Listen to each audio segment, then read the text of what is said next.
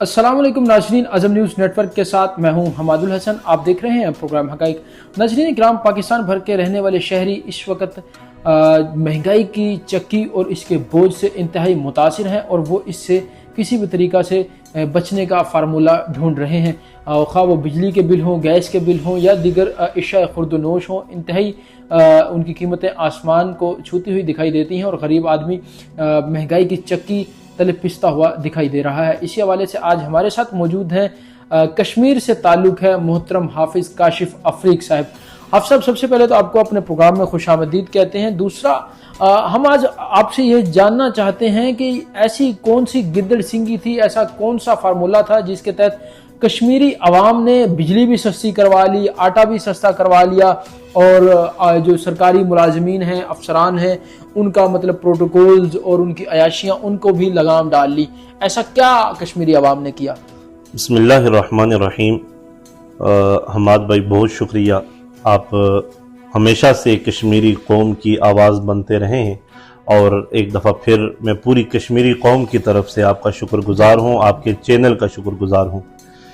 हमाद साहब, गिद्दड़ सिंगी तो कोई नहीं है, आवाम का इत्तेहाद और इत्तफाक था। ठीक है। जो हालिया दिनों में तहरीक चली और तहरीक चलाई गई, जी जी, ये खुसूसी अवामी तहरीक थी। ठीक है। और अवाम बाहर निकली और कसीर तादाद में अवाम बाहर निकली और उनके जो मुतालबात थे वो बुनियादी मुतालबात थे जो एक इंसान को जिंदा रहने के लिए जरूरत है। हाँ बिल्कुल, जाहिर सी बात है। हमें बेसिक बिजली का हमारा एक बेसिक का जो हमारा मुतालबा था, कश्मीरी अवाम का मुतालबा था, आटे का हमारा मुतालबा था और अशराफिया की मुराद थी। ये तो हमारे 3 बड़े मुतालबात थे। इस पर हमें हुकूमत ने सब्सिडी दी और यानी कि आपके ये मुतालिबात मंजूर हो गए, बिला आखिर एहतजाज रंग ले आया। उसमें कुछ शहादतें भी हुई लोगों की?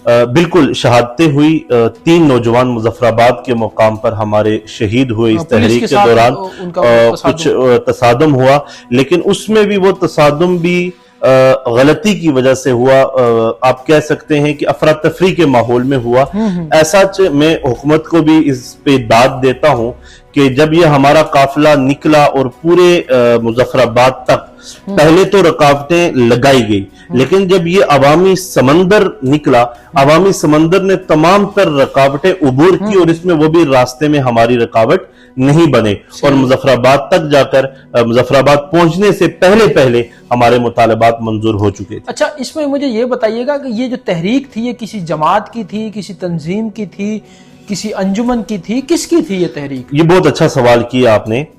ये तहरीक मैं आपको बताता चलूं कि किसी जमात की, किसी सियासी जमात की या किसी भी और तरह की जमात की तहरीक नहीं थी। ठीक है। ये कश्मीर के अंदर एक एक्शन कमेटी बनी थी जिसको ज्वाइंट एक्शन कमेटी का नाम दिया गया, आजाद कश्मीर का, जिसमें तमाम सियासी कारकुन, तमाम तर सियासी वर्कर्स और ताजर और ट्रांसपोर्टर, इसमें जितनी भी जिंदगी की जितनी भी शोबा जिंदगी से ताल्लुकात रखने वाले अफराद हैं वो इसमें शरीक थे और वही इसको लीड भी कर रहे थे। यानी कि ये किसी मसलक की, किसी जमाती, किसी तंजीमी, किसी पॉलिटिकल पार्टी की तहरीक नहीं थी, बिल्कुल ऐसा खालिसतन अवामी तहरीक।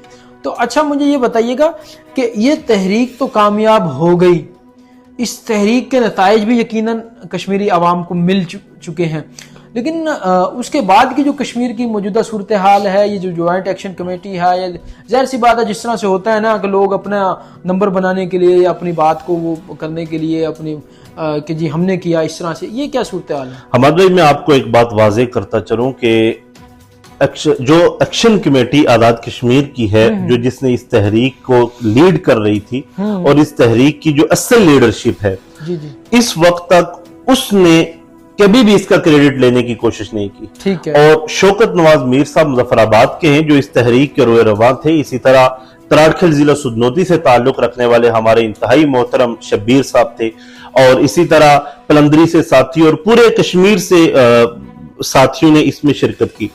लेकिन वो बात सही है कि बाद में चंद लोगों ने अपनी शोहरत के लिए इसका नाम इस्तेमाल किया और इसको एक मखसूस जमात के साथ जोड़ने की कोशिश की, जिसकी तरदीद की गई अवामी एक्शन कमेटी की लीडरान की तरफ से, और ये खालिसतन ایکشن کمیٹی اور کشمیری عوام کی تحریک تھی، اس کا کسی دوسری جماعت سے کوئی تعلق نہ تھا۔ بہت شکریہ حافظ صاحب، آپ نے انتہائی قیمتی وقت سے ہمیں اپنا وقت دیا۔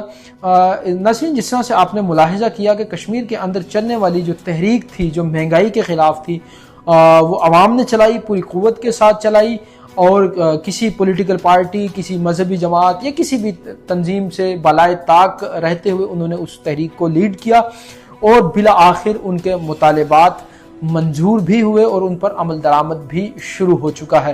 تو یقینی طور پر اگر پاکستانی عوام بھی مہنگائی کی اس چکی سے، اس ظلم سے نجات چاہتے ہیں، تو انہیں بھی اس طرح کے پولیٹیکل ایجنڈا سے ماورا ہو کر اپنی تحریک کو، اپنی آواز کو آگے بڑھانا ہوگا، تاکہ حقیقی معنوں میں عام آدمی کو ریلیف مل سکے۔